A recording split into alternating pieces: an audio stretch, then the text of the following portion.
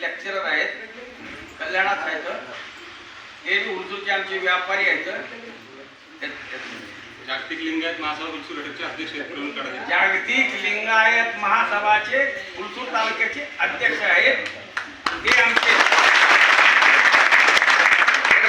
गुलाम बडाई ग्रामपंचायत सदस्य आहेत. गुलाम बडाई म्हणजे कळालं की कुणी यायचे मुस्लिम. आता तुम्हाला सांगलो मी, सांगू नये तुम्हाला कळा म्हणून परिचय करून दिलो. ते 12 वर्ष आमच्या कार्यक्रमामध्ये हजर राहतात. बसव जयंतीमध्ये सगळ्याचे पुढे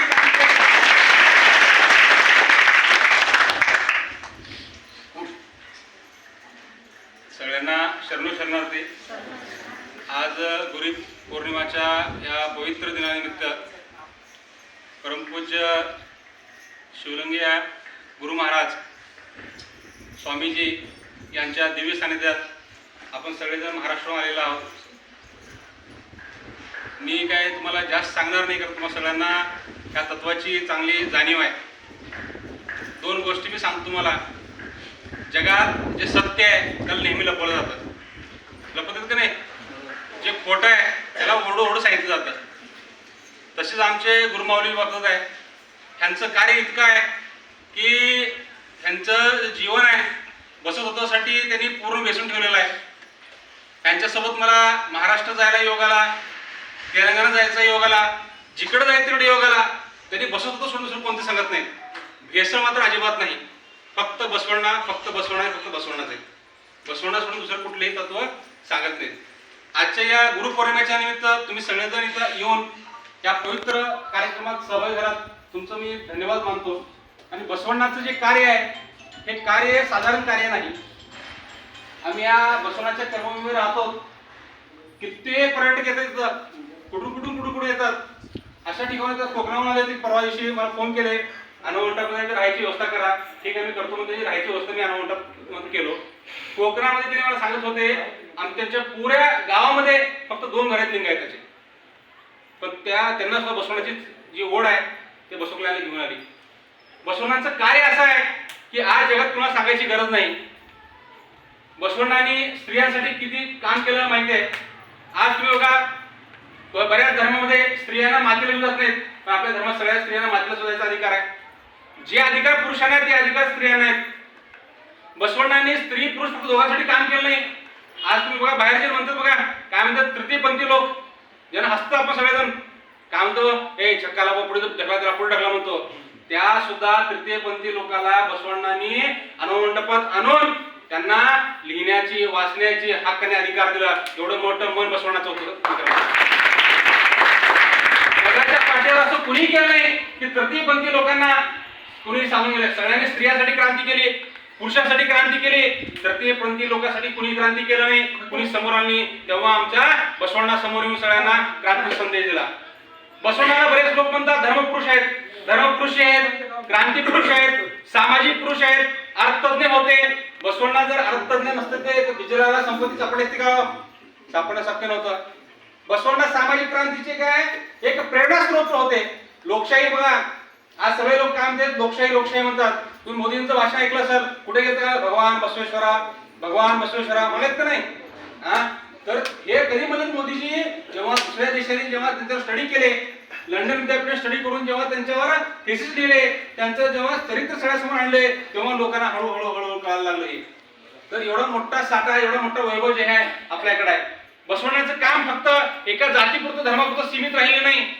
जे मनुष्य आहेत, जिथं मानवता आहे तिथं बसवण्याचं काम आहे. बसवणं काय म्हणतात, सकल मानव कुळाचा उद्धार व्हावा असं त्याचं कार्य आहे. सकल जीवात्मा म्हणजे छोट जे जीव आहे त्याचा सुद्धा काय उद्धार व्हावं असं बसवण्याची संकल्पना होती.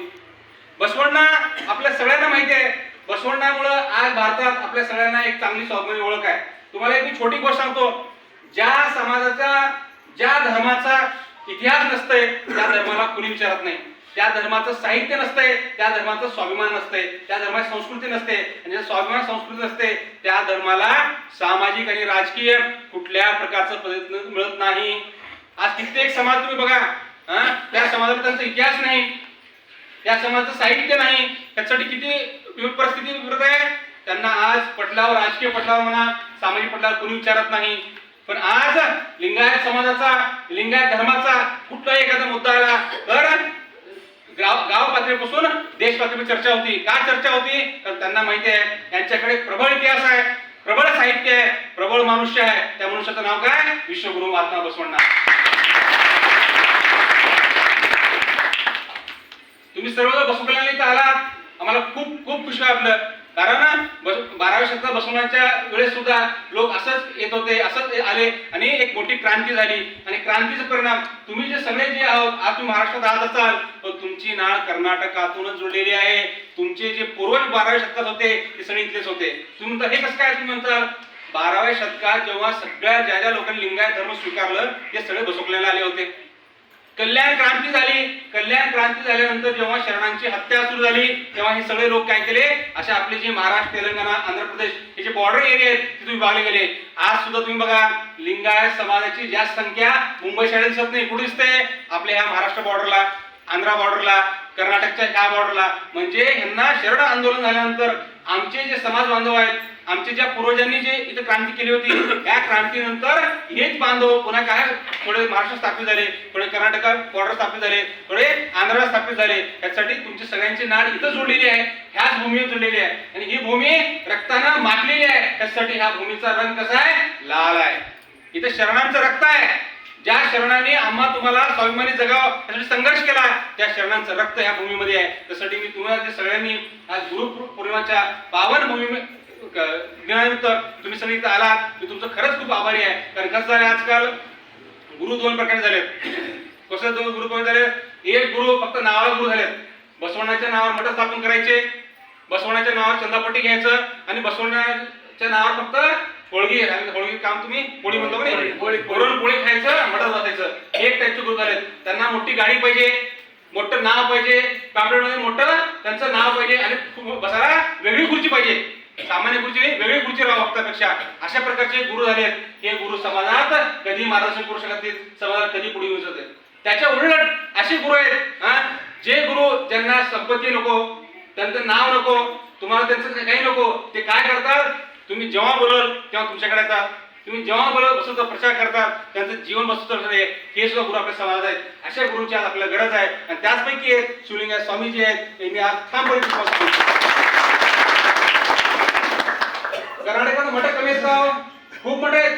तुम्ही जसं हुडकत चालत एवढं मठ आहेत, पण त्या मठाचे खूप बोटावर लोक आहेत स्वामीजी आहेत जे स्वतःचं मठ सोडून बसवण्यासाठी गावगाव फिरलेत. कोण फिरलेत का? फिरलेत आमच्या इथं खूप मोठी शोकांतिका आहे. आणि असे काही मठ आहेत बसवण्याच्या नावावर पैसे गेलेत, बसवण्याच्या नावावर मोठं झालेत, बसवण्याच्या नावावर सगळं करलेत, पण बसवण्याचा फोटो सुद्धा लावायला त्यांना भीती वाटायला. एवढंच परिस्थिती गंभीर आहे. त्यासाठी तुम्ही ते सगळेजण आज हे जे एवढ्या मोठ्या संख्येने आलेला आहात, आम्हाला तुम्ही सगळेजण प्रेरणा देतात आणि कर्नाटकातल्या सगळ्या लोकांना संदेश द्यायचा प्रयत्न करतात. काय की येणाऱ्या काळामध्ये बसवण्याच्यासाठी, बसव विचारधारेसाठी जे जे लोक काम करतील त्याच्या सोबत तुम्ही आहात, हा संदेश देत आहात. त्यासाठी तुमचा पुन्हा एकदा इथं आलात, तुम्ही सगळ्यांना आम्हाला प्रेरणा संदेश देण्याचं काम केलात, त्यासाठी तुमचं मी धन्यवाद करून दोन शब्द संबोधतो. शरणो शरणा. दरवर्षी कल्याणला बी आणि संगम शरण मेळाला बी येतात. असं काय? हे खूप मोठं चांगलं वाटलं समजा. कारण कसं आहे, एकदा येणं खूप मोठी गोष्ट आहे.